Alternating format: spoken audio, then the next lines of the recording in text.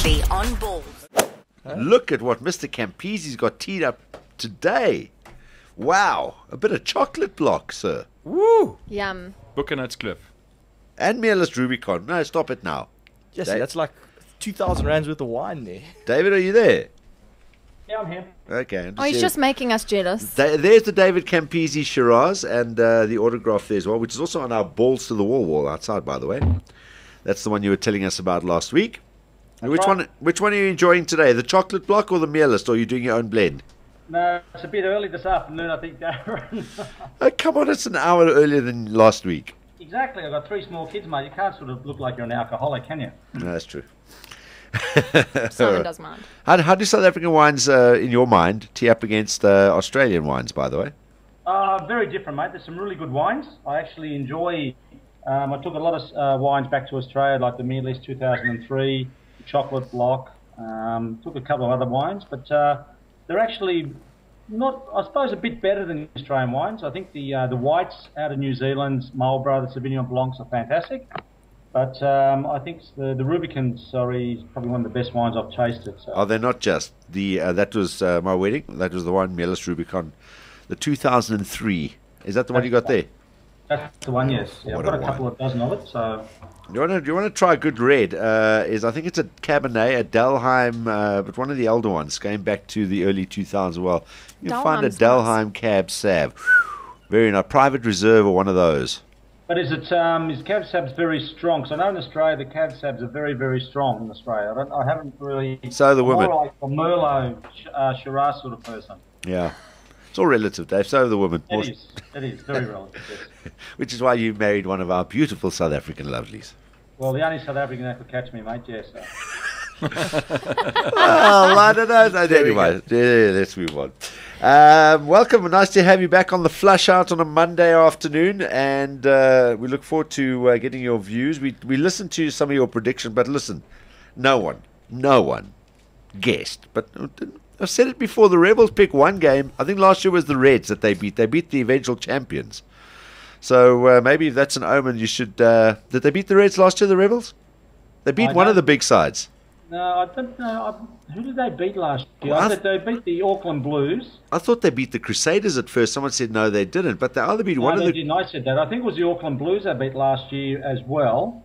Because what happens, I think the biggest problem is when you're playing a team you know you should win, what happens, you actually don't play your best rugby. And I think the Crusaders at half-time thought, oh, well, we've got this game in the bag. And, you know, they looked very, very jaded, didn't they? They didn't look like the team that we've seen the week before who beat Queensland in Christchurch. So I suppose the other game was the Queensland Chiefs game. Yeah. That was a tough game. And, you know, it was just amazing. You know, the Chiefs were the front runners. And Queensland, obviously, at home, any team at home should win. Yeah. So the Chiefs obviously, you know, sort of came down. But, I mean, sometimes losses like that's actually good for you. It's actually good. It actually helps you prepare for the next couple of weeks and when it gets to the semis. All right. I'm just going to ask you something. I want to talk to you about the Rebels and also that game, the Reds and the Chiefs. I just want to check and see if you can hear this, first of all. Can you hear? This is Eddie Jones on the show last week. Eddie Jones, you like Eddie? Eddie, good guy. I played rugby with Eddie at Randwick, and as soon as he became a coach, he was just a different person. All right. He's probably I thought I was the most hated person in Australia, but Eddie Jones is the most hated person. That's why we love having you on the show, David. You always know exactly where David stands. Right, can you hear this? Blues Lions. Gee. Can you hear that? I heard that. Okay, cool. We're going to play it for you again. Listen to what Eddie says, bearing in mind that he's 2 days before a test match against South Korea for Japan. He's absolutely slaughtered in a pub somewhere. But listen to what he says about the Rebels in particular. Here's the predictions that we got from last week. Blues Lions. Gee. The Blues have got to win. The Blues have got to win a game, mate. Tars Bulls. I think the Bulls have been really impressive. I just think they're getting better and better. They hit the gain line, and it's been really interesting. Sides that play on the gain line are the sides that are winning, so the Bulls will win. Highlanders Hurricanes in Dunedin. Highlanders coming off, Hurricanes coming on. I think the Hurricanes might sneak home. Rebels Crusaders. How Melbourne. much the Crusaders? the Rebels are probably the worst recruited side in the competition. What he was trying to say, that if you can get it through the slur, the Rebels were the worst recruited side in Australia. It's basically a pseudo Wallaby side. How have they battled so far to put it together? Well, what happens, the thing is that the biggest problem in Australia, and I think you can notice now, that we've got no players. So half of the Rebels are English, Scottish, they had Kiwis. It was a barbarian side because we didn't have enough players in Australia. Now, it's quite interesting, Eddie Jones, to sort of say that, because he went up to Queensland for a year when he got sacked by the Wallabies, and he had a 3-year contract, but he only lasted 1 year. And the reason why is because all he wanted to do was harass the ARU. And he wanted foreigners to be picked and all this, but when he was a Wallaby coach, he didn't want foreigners. So, Eddie's good. I mean, you're going to get something funny, Eddie, and I suppose being in the pub half drunk is probably the best that you'll get. Jeez, tell us what you really think.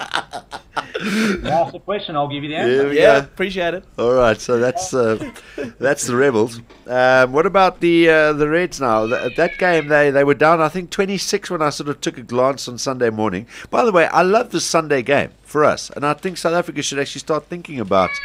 Look, I think the biggest problem is that, especially in Australia, that we compete with 4 other sports, other codes, so it's very, very difficult. And the thing that I found when I was in Australia, I couldn't take my son Jason to a game because it starts at 7:30, and kids aren't allowed on the oval. They can't touch their stars. It's really ridiculous in Australia. But now, when you have a afternoon game, a Saturday or Sunday, beautiful weather in Sydney and Brisbane, the crowds come out because there's nothing else to do. Bring the kids, and that's the way to promote the sport. That's what I did when I first started. That used to be Saturday afternoon test matches. It was absolutely fantastic. But again, TV's got the rights. They pay the money, and they make sure that they get what they want. It's not what the unions want. I know there's some players that wouldn't want to play, and that's probably why here in South Africa. But I really like the idea of, after all the freneticism of a Saturday with sport and stuff, to wake up on a Sunday, you kind of got that feeling of, there's nothing to watch now, it's over. And then you suddenly realize, hold on, there's a Super Rugby game. I think it's really cool for us in the morning, and it should be an afternoon game as well. Yes. Sorry, Darren, I was down at East London doing a coaching clinic, and we got up at 8:30, and we were having breakfast, and I said, I went back in the room, there was the Chiefs Reds. Yeah. And I said to the guys, the Chiefs Reds on. I said, I thought that was taped. So it is good. I mean, it's actually great that, you can actually sit there and enjoy breakfast and watch a game of rugby, and actually it was a good game as well. So you've got 2 good teams playing. I think it should be like the old days used to be the match of the day. They pick the best 2 teams on the weekend. You play them on a Sunday afternoon, so everyone in the world's got a great view of watching, instead of watching, Friday morning, Saturday lunch, Saturday night, Saturday afternoon, and then nothing on Sunday. So if you make the Sunday the best game of the weekend, the ratings will go through the roof. Simon? David, I just want to know, just to get back to the sports in Australia, why is rugby union, why is it the 4th most popular sport in Oz? I can understand perhaps why cricket is, but what have AFL and league got over union? Well, what they've done is it's a working class sport. So every man his dog, sort of goes and watches rugby league. They wear their jerseys, they promote, they do this, they advertise. And Aussie Rules is the same. Aussie Rules have got so much money. They're based basically in Melbourne and Perth. That's where it all started, in Adelaide. But now they've sort of franchised out around Australia. And it's a national competition. Where rugby, we struggle, because if you look at the Super 15 games, you've got the Stormers. Now in Rugby League, they've got the Stormers. So all the names that we've got in Rugby League are basically names in the Super Rugby as well. So people at home get confused. Who's the Stormers?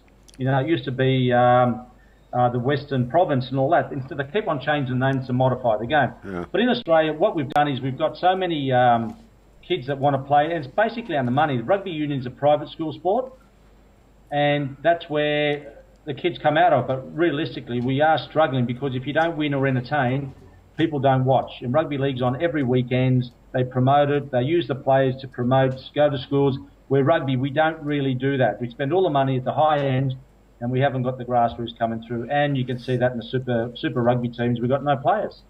I didn't realise that there are teams in rugby league over there that have the same names as some of the teams, which obviously would be very confusing. So every time you've got to say the South African Stormers, it's you'd think that Sanzar would have actually explained that to them before they went with that name. Well, what happened was a couple of weeks ago, I said, go the Sharks. And I got this Twitter back saying, Sharks who? Cronulla Sharks in Sydney, Ballz Sharks in England, the Sharks in Durban, because the guy said, oh, well, they're playing the Force. And There's only one Sharks, David. Sorry? There's only one Sharks. Yeah, but I mean, outside South Africa, there's more than one Sharks. No, there's only one Sharks there as well, David. Is that right? Who's that? Worldwide, there's only one Sharks. Black and white. Black and white. Black and white. Yeah, but in rugby league in Australia, there's Western Suburbs, the Cronulla's blue and whites, and then you've got Collingwood, which is a black and white side. So look, don't count. Don't count. There's only one Sharks. Campo? Yeah, John has a question, David. Yeah, just speaking of black and white. Cast your mind back to 95.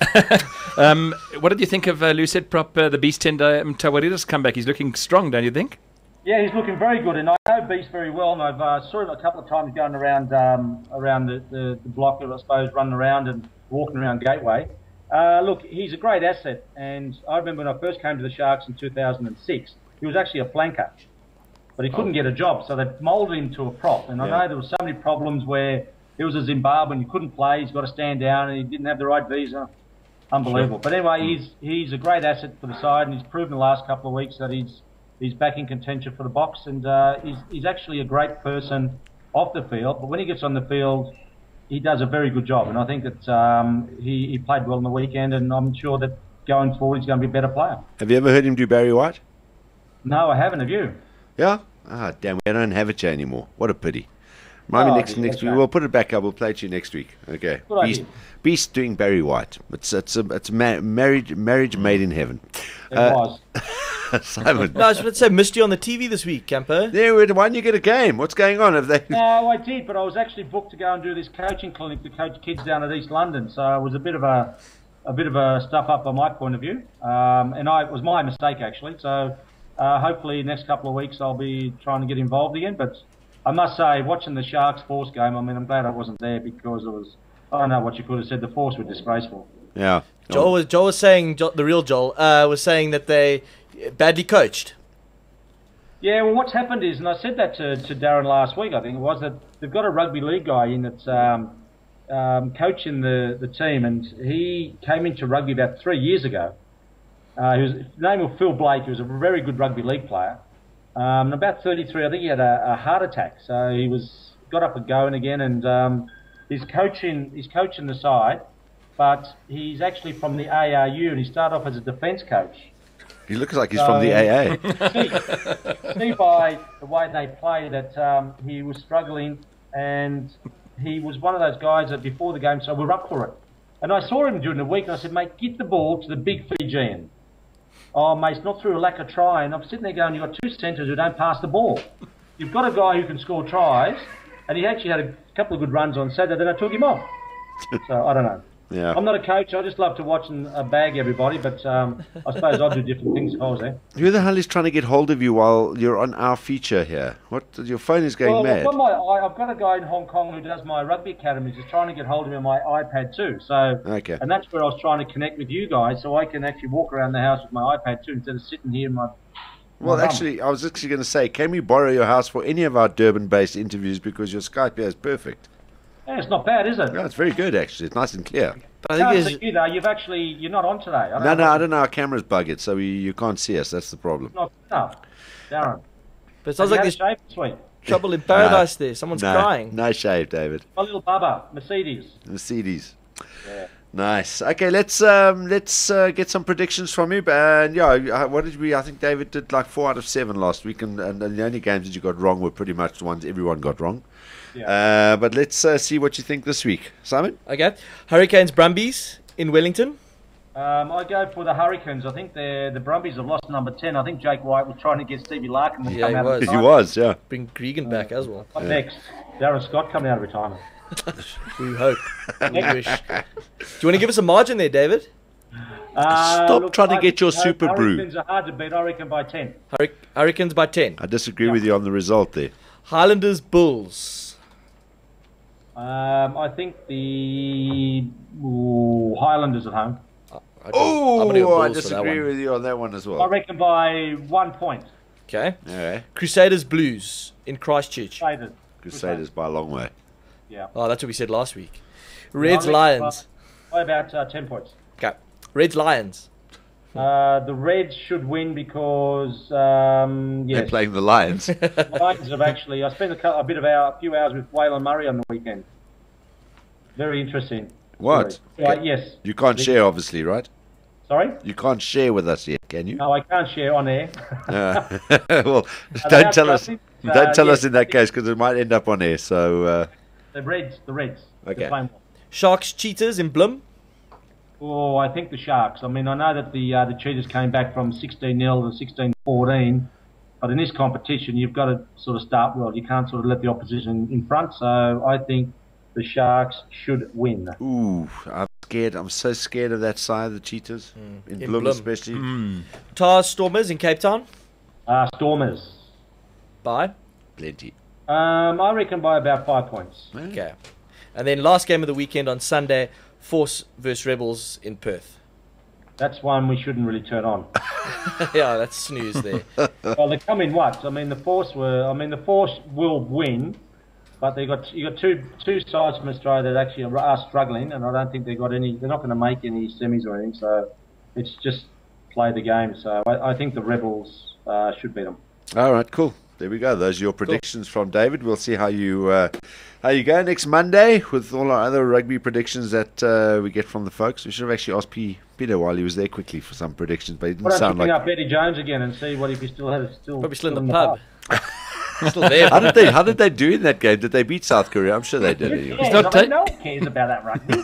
He's not taking my calls. I've been I trying. wonder why. David, nice to catch up with you. Thanks a lot. We'll talk to you next Monday on another flush out. All right. Thanks, guys. Good to speak to you. Cheers, David. love to the family. Cheers, Dave. There we go. David Campese joining us on the flush out. And it's saying it as it is, eh? Yeah, which we appreciate. 2